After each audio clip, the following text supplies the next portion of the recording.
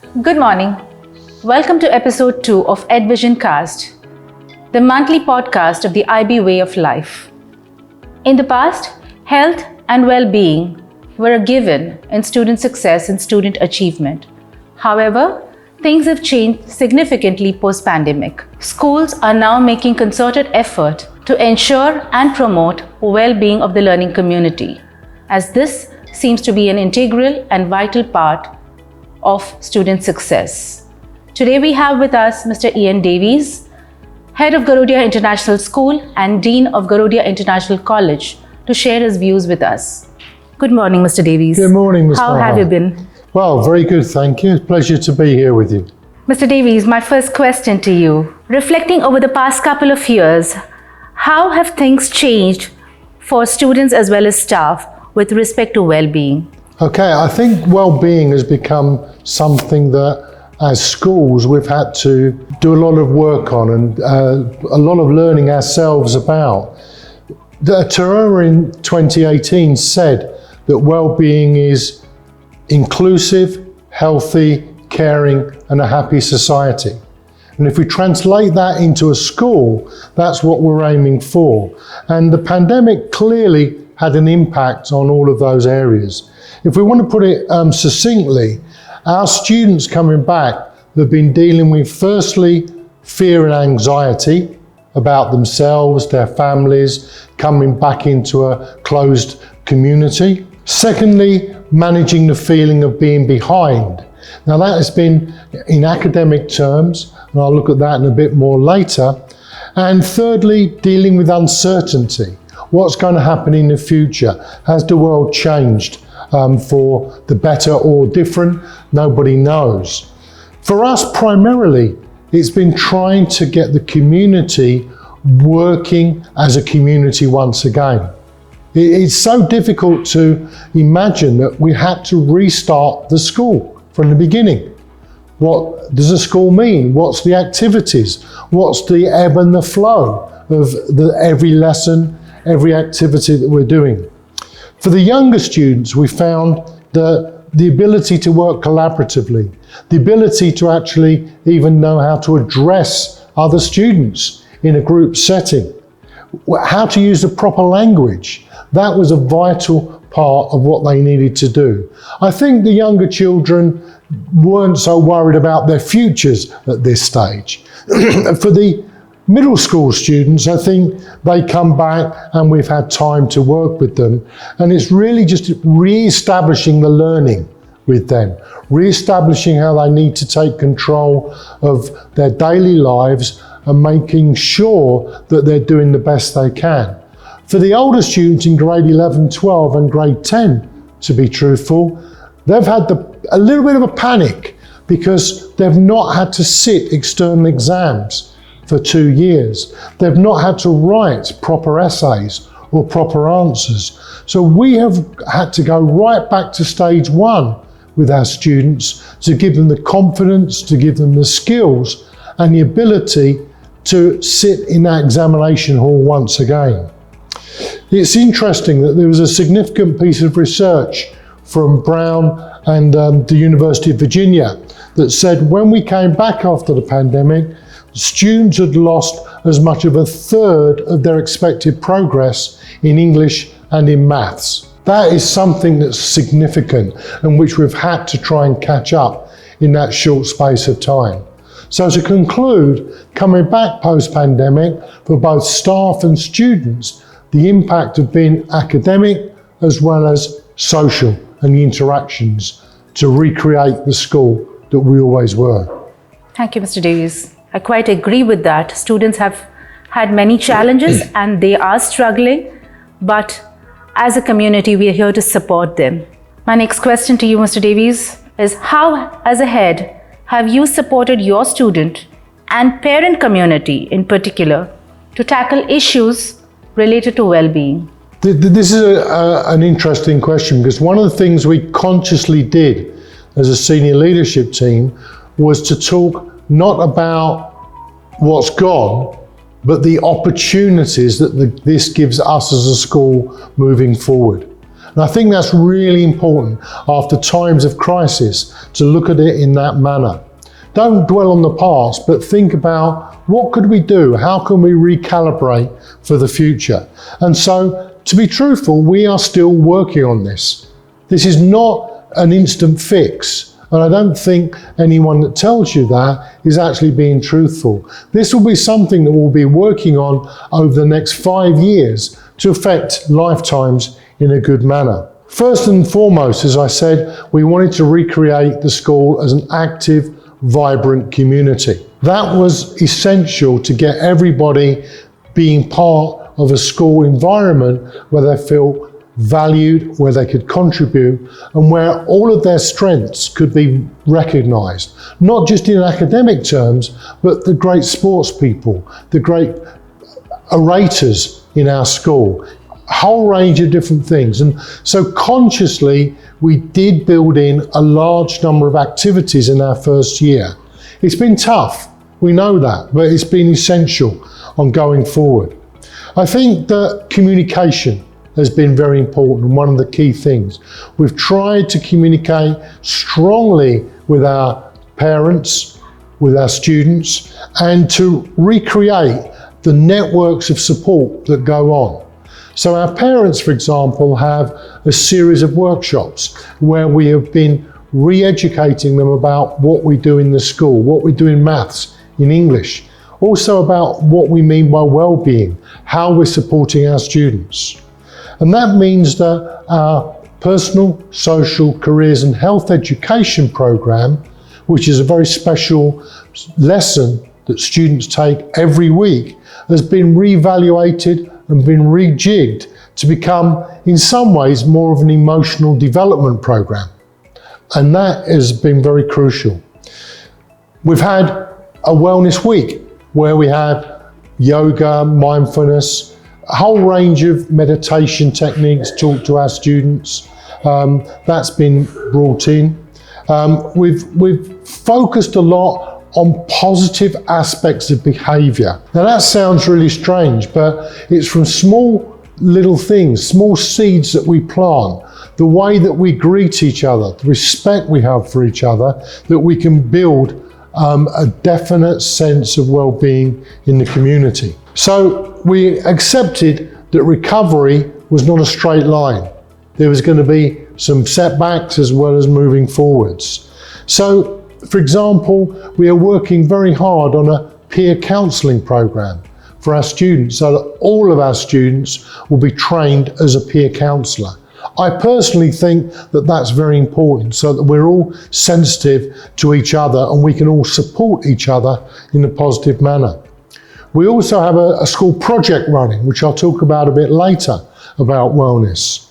We've got staff training that's occurred with specialists from external agencies on well-being and how to promote the benefits of such a course in school. The role of our school counsellor has increased in terms of advice that we take from her at a senior level on how we can work with our students. For the learning, we've built in a strategy to deal with the lost learning with extra lessons, with extra time to support people.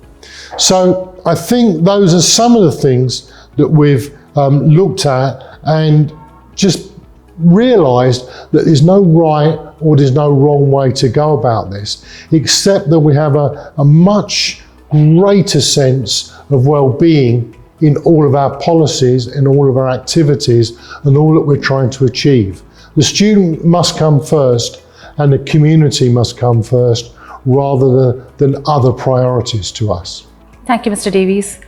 I think every action, every effort that is made by the Garodia community is actually testimony to the fact that we are making that extra effort to reach out to the community, to handhold the parents, to handhold the students, to help us cross this bridge.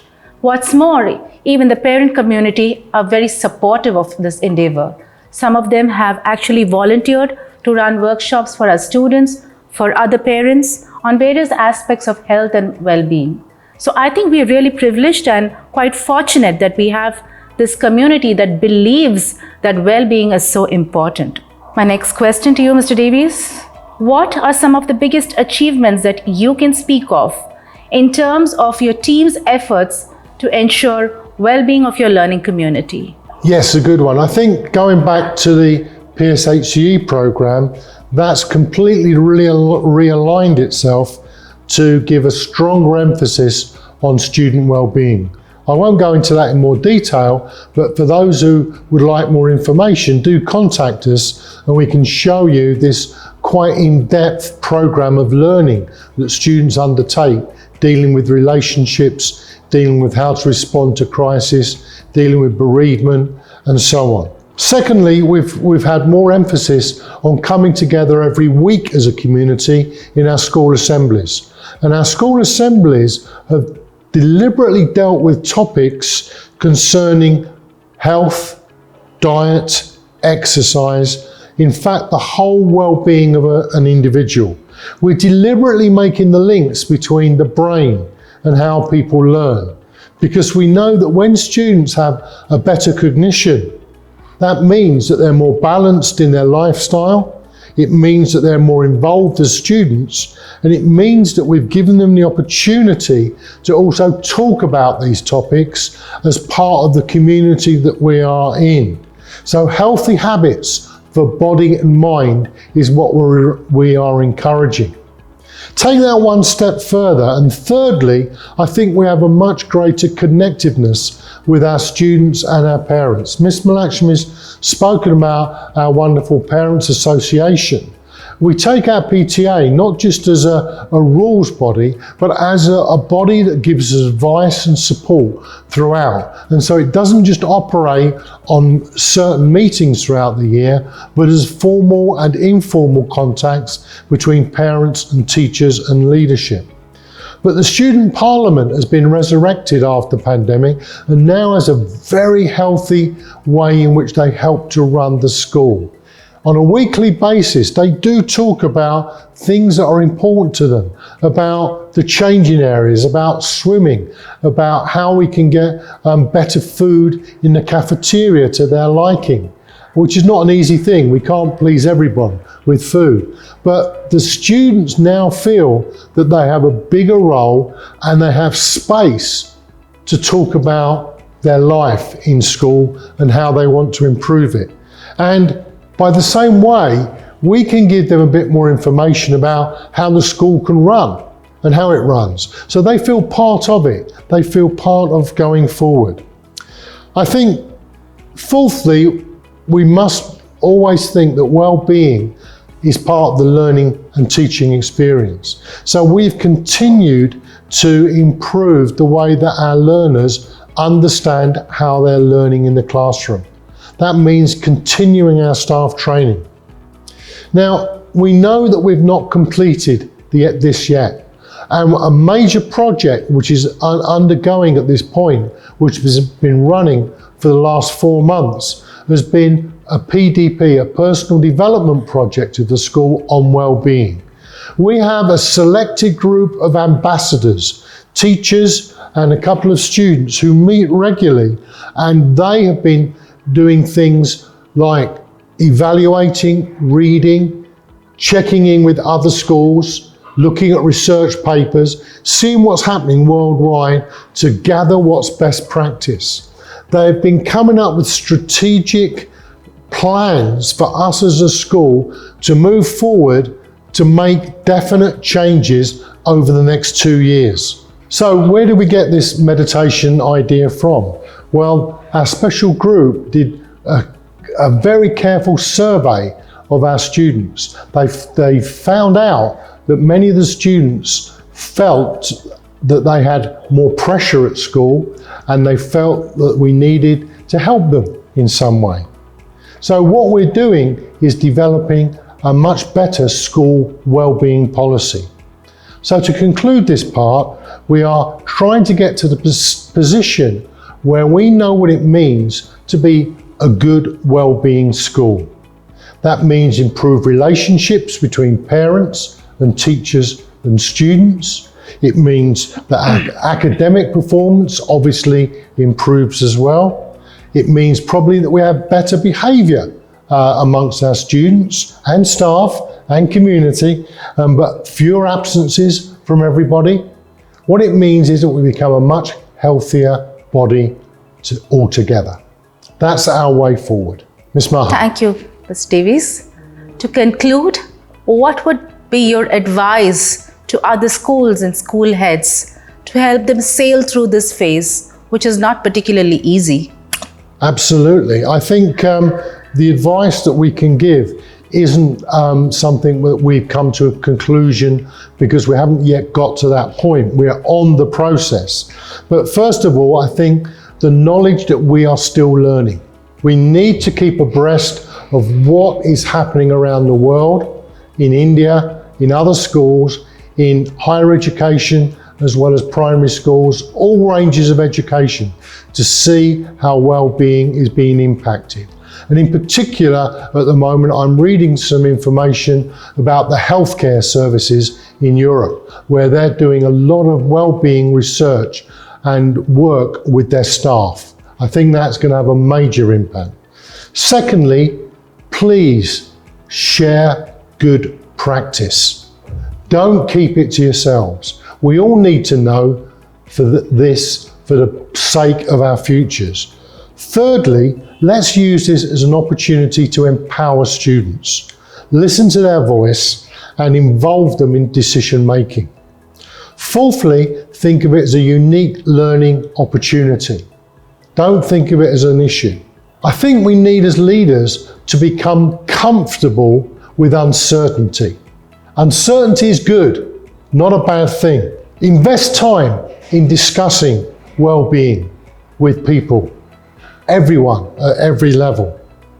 And remember that this is something that you need to do to change the system, to change the way that we work. It doesn't just happen with a one-off course on one afternoon once a week. It's got to become part of our life. So it's a whole school approach involving the whole community forever, I think, is their answer. We cannot stop this. This is good practice for lifelong learning. Thank you so much, Mr. Davies. Thank you so much for sharing your thoughts, your research, and most importantly, for giving us the guidance and the hope that, yes, we are on the right path and we will be doing what is right for our students. Thank you so much. You're very welcome. Thank you.